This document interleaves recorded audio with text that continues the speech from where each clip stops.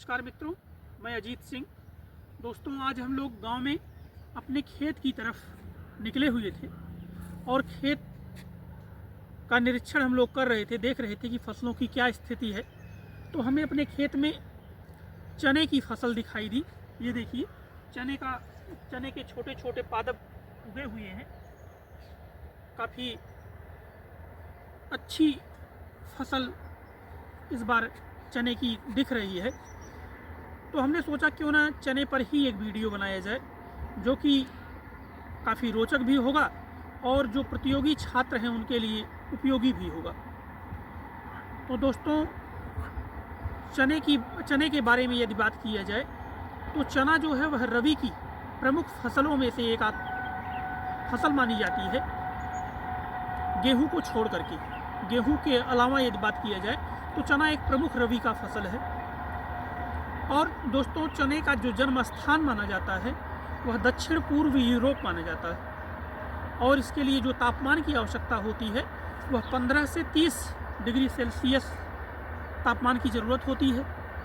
इसके लिए जो जलवायु दोस्तों महत्वपूर्ण मानी जाती है वह उपोष्ण जलवायु महत्वपूर्ण मानी जाती है। न तो ज़्यादा ठंड हो न तो ज़्यादा गर्मी हो, उपोष्ण जलवायु महत्वपूर्ण होती है। और दोस्तों, इसके लिए जो बारिश की आवश्यकता होती है वह 60 से लेकर के 100 सेंटीमीटर की ज़रूरत होती है। इसके लिए जो मिट्टी दोस्तों अच्छी मानी जाती है वह हल्की और मध्यम दोमट मिट्टी होनी चाहिए, जो कि चने के उत्पादन के लिए, चने की फसल के लिए काफ़ी महत्वपूर्ण होती है। चने के लिए दोस्तों नीपिंग सिस्टम होता है, नीपिंग प्रोसेस किया जाता है। अब आप कहेंगे कि नीपिंग प्रोसेस क्या है? तो नीपिंग प्रोसेस दोस्तों, चने की जब फसल 35 से 40 दिन की हो जाती है तो ये देखिए, चने का जो ऊपरी भाग होता है, शीर्ष भाग जो होता है, उसको तोड़ दिया जाता है, उसको काट दिया जाता है, और जिससे कि इसका पार्श्व विस्तार हो सके। अगल बगल चने का जो पादप है वह विस्तार ले सके और जिससे जो है एक पौधे में अच्छी फसल लग सके। इसीलिए नीपिंग प्रोसेस अपनाया जाता है। और बड़े पैमाने पर जब चने की खेती की जाती है तो वहाँ पर नीपिंग प्रोसेस के लिए भेड़ों के द्वारा नीपिंग प्रोसेस किया जाता है। भेड़ों को खेतों में छोड़ दिया जाता है और भेड़ें जो है वह चने के ऊपरी भाग को खा लेती हैं, जिससे उसका पार्श्व विस्तार जो है अच्छे से होता है। दोस्तों, चने का जो महत्वपूर्ण किस्में मानी जाती हैं वह पूसा 226 है, पूसा 372, पूसा चमत्कार, राधे, विशाल और सम्राट। ये सब महत्वपूर्ण चने की किस्में हैं जो अच्छी पैदावार देती हैं। यदि बात करें तो विश्व स्तर पर तो विश्व दलहन दिवस जो मनाया जाता है वह 10 फरवरी को मनाया जाता है। इसके अलावा दोस्तों, यदि हम इसके उत्पादन की बात करें तो चने का जो प्रमुख उत्पादक राज्य है भारत के परिप्रेक्ष्य में वह मध्य प्रदेश है। उसके बाद महाराष्ट्र का स्थान आता है। इसके बाद तीसरे स्थान पर राजस्थान आता है। ये 3 राज्य हैं जो चने का सबसे बड़े उत्पादक राज्य हैं। दोस्तों, चने का महत्व भारतीयों के लिए अगर देखा जाए तो इस बात से आप लगा सकते हैं कि भारत जो है चने का सबसे बड़ा उत्पादक राज्य है, राष्ट्र है। इसके बावजूद भी भारत 70% चने का आयात करता है बाहर से। आप सोच सकते हैं कि भारतीयों के लिए चने का क्या महत्व है, क्योंकि भारतीय इस प्रमुख दाल से कई प्रकार के व्यंजन बनाते हैं। और दाल जो है हम भारतीयों के लिए हर प्रमुख प्रोग्राम में, चाहे वह शादी हो, विवाह हो, सभी में दालों के बिना हम भारतीयों का जो वह प्रोग्राम है वह अधूरा माना जाता है। दाल उस प्रोग्राम में जरूर रहेगा। तो इसलिए भी यह महत्वपूर्ण है। और चने से कई प्रकार के व्यंजन भारतीय बनाते हैं। चने से बेसन बनता है, जो कि वर्तमान में वुमेन ब्यूटी का प्रमुख संसाधन है। महिलाएं इसको अपने फेस पर यूज़ करती हैं, पुरुष भी यूज़ करते हैं, लेकिन अधिकतर महिलाएं चने के बेसन का यूज फेस पर करती हैं। दोस्तों, इसके अलावा चने से लड्डू बनता है।